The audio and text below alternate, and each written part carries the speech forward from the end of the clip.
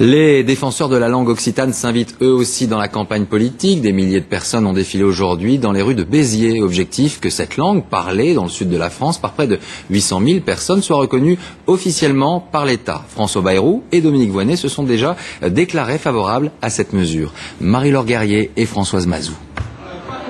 Ils revendiquent l'identité occitane. Plus de 15 000 personnes ont défilé dans les rues de Béziers pour défendre leur langue régionale.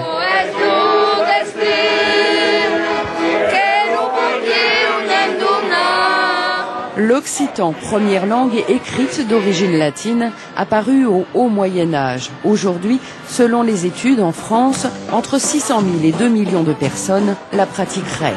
On se bat pour une certaine idée des régions et de l'Europe. On se bat pour que le monde de Méditerranée puisse partager une vraie culture. C'est notre identité. On est français, mais on est aussi occitan.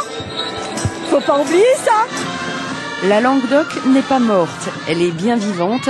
C'est le message qu'ils entendaient faire passer au gouvernement grâce à leurs enfants.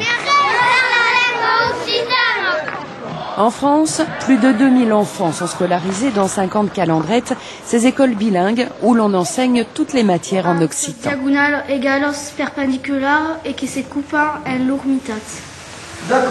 Et ils sont unanimes, la langue d'oc est un atout précieux. Quand on part en voyage, on comprend mieux quand on part en Espagne. Dans le gâteau, hein, si jamais on oublie de mettre l'accent circonflexe,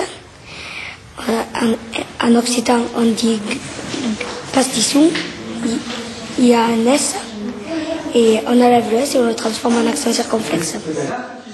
Une passerelle parmi tant d'autres, car une étude récente menée par une universitaire de Montpellier démontre que les diplômés en occitan trouvent un travail plus rapidement que les autres.